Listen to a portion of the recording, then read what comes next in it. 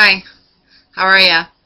My name's Jenny, and I guess I just wanted to share a story with you and I guess give you a little bit of motivation, encouragement, send some love your way. I've always been told that I had a gift for making people feel good, but I never really believed it until I started seeing, I guess, the outcomes of it. So right now, what I'm going to do is I want you to close your eyes and envision this. You had a beautiful day at work. You're really in a good mood. You had an appointment at the doctor's, normal health check. And so awesome day. You leave work. Everybody's in a good mood. You had a wonderful day. Your family's at home waiting for you. You're going to go home and make supper, whatever the case may be. So you go to the doctor's. You're sitting there in the waiting room. Not a big deal. A sequence of events have made you want to go to the doctor's. Just had bad stomach pains. Procrastinating on going because nobody likes to go to the doctor's, right?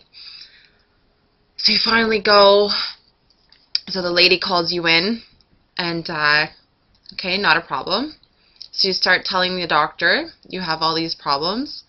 You have a hard time going to the washroom, getting stomach pains, bad headaches once in a while, have a hard time sleeping, and so on. And the doctor gives you other appointments. You go to the hospital, give you an MRI, some standard testing. Then you get to your third testing. You get to the doctor's again. Beautiful day, sunny day, nothing can go wrong, waiting for your results, not thinking anything. The doctor has news. The doctor says you have 6 months to live. You have cancer. You're in shock. You wish you would have went to the doctor sooner. You have a beautiful family that you don't want to let down, and wish you would have done all the things that you want to do in the last 20, 10, 15 years, and your life flashes before your eyes. You can open your eyes now. That's what happened to my grandfather. He was sitting in the doctor's office, and he wished he would have went a lot sooner. Had an amazing life, hard worker, but he never fulfilled a lot of his dreams. And one of the things that I see in so many people is that they don't pursue what they're so inspired to be doing. It's just amazing. We're walking human miracles. We're living, breathing, almost, you can almost say like aliens with the structure of our human bodies. There's so many medical unsolved mysteries that we don't even know how we work. 90% of our bodies are made of water, and we just look at ourselves and we don't see that every day. We wake up every morning and we just go to sleep. We don't even think of the process of REM, falling asleep.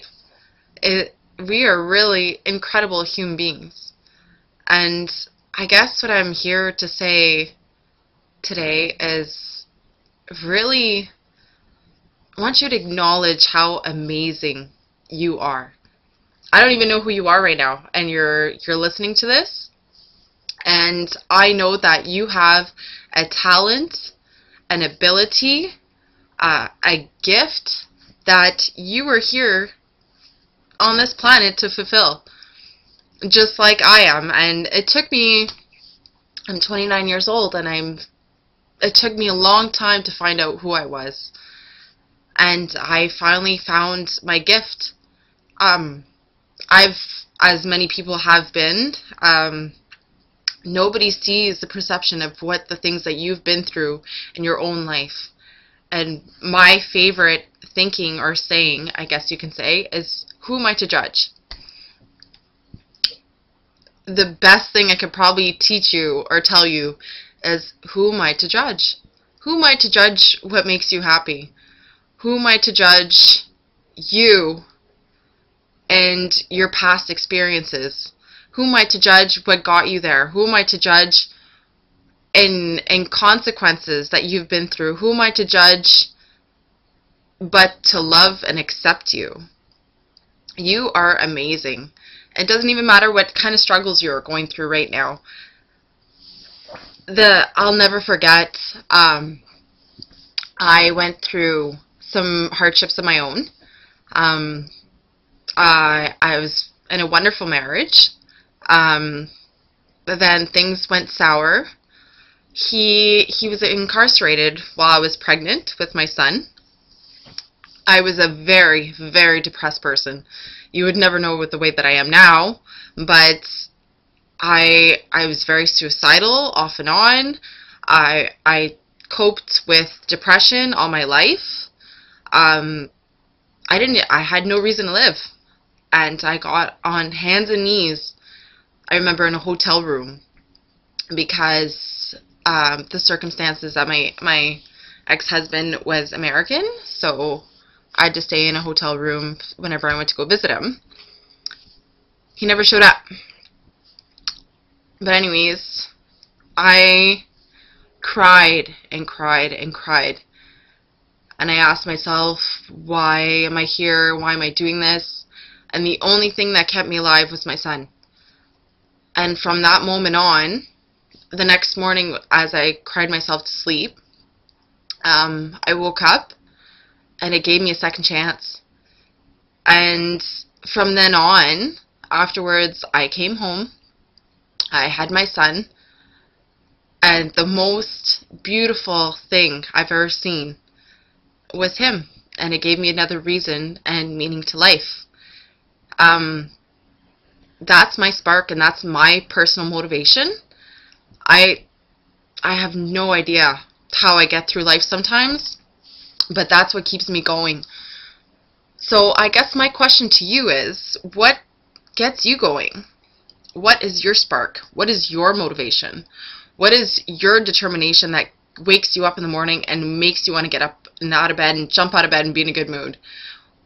What drives you to be ambitious and set your goals and keep going and strive for what you want?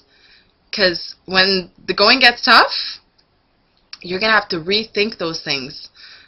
And that's what makes you keep going. As long as you're going, if you're in a standstill position, there's no progress. I don't care if it's one little baby step in like a month, you're still moving ahead. And that's still progress towards your goal. So what I want you to do, I guess right now, I want you to really think about your dreams right now and envision it.